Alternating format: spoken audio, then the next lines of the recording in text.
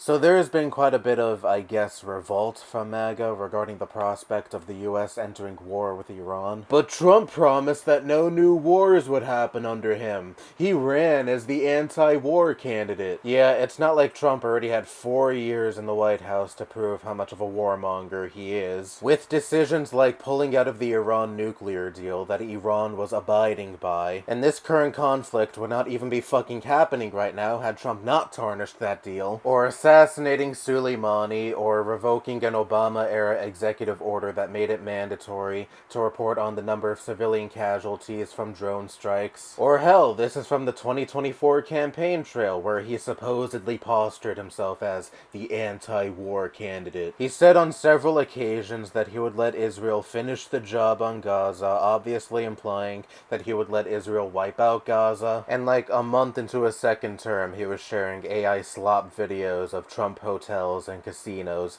in Gaza. Right after him and Netanyahu pretty much said, yeah, we're going to ethnically cleanse Gaza. Totally anti-war and pro-peace, am I right? What else can I say besides fell for it again, and also I don't take this current pushback from MAGA seriously at all. This isn't the first time that MAGA has been mad at Trump only to fall back in line in the span of like a week or maybe 2 weeks at most. What immediately comes to my mind when I think about this is the H-1B visa controversy from right before Trump's second inauguration. Now, I'm not the biggest fan of the H-1B visa program on the basis of it being yet another vehicle for corporations and employers to exploit workers. So if, say, a foreign worker is here via this program and they feel like they're not receiving fair compensation proportional to the hours of work they put in, well, they better not complain because they're at the complete mercy of their employer who could send them back if they make a big enough stink. And then on the other hand, you have MAGA who hates this program only because we don't want those damn foreigners coming into our country. And then Trump sided with the billionaires and the top 1% who are in favor of this program.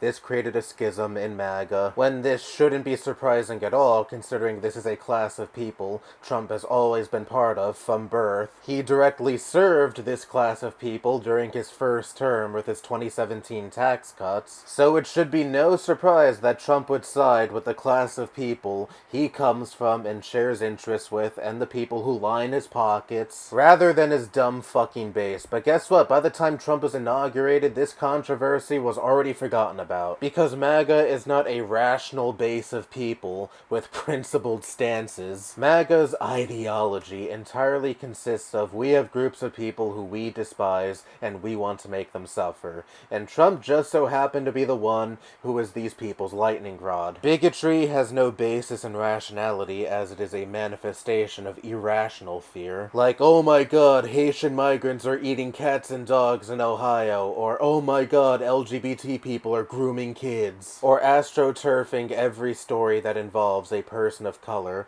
committing violent crime, ignoring all the other stories that involve white people committing violent crime, because they only care about their biases being confirmed. Their politics revolve around their emotions and what makes them feel uncomfortable and icky. And that's why whenever they feel swindled by Trump, the backlash is always temporary and they end up falling back in line in the end. The Republicans have an entire media apparatus designed to distract the public with bullshit culture war stories and talking points, because they know this country has a short as fuck attention span. One major news story occurs and then is immediately forgotten in favor of the next major news story, so on and so forth. And this benefits the Trump administration because anytime Trump says or does something that may not sit well with his base, a new woke agenda that Trump will defeat can be concocted, and his base will then fixate on that like keys being jingled in their faces. And I have no doubt the same thing will happen in this instance. You'll see pushback from some factions of MAGA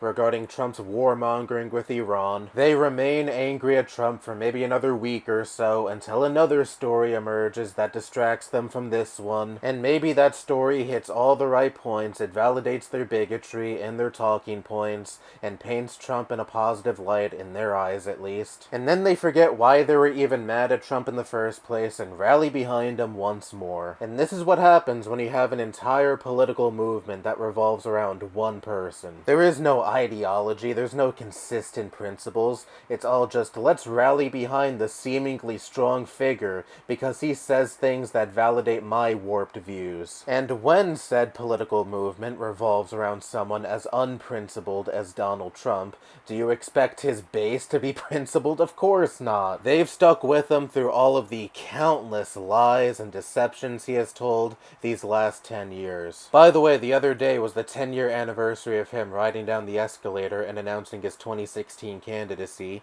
10 years in the Trump era now. Does that make you feel depressed enough? Anyway, I don't expect this deception to be the straw that breaks the camel's back and causes MAGA to break away from Trump, nor do I expect any deception from Trump to cause that. They'll take this latest deception, add it to the already enormous list of other deceptions from these last 10 years that they've also forgotten about or completely ignored, and stick with Trump regardless. As much as I would love to see Trump's base crumble, MAGA is too much of a cult of personality at this point for one issue to cause it to dissipate. I hate to be the bearer of bad news, but the Trump loyalists are here to stay, unfortunately. Anyway, that's all I have to say. Bye-bye.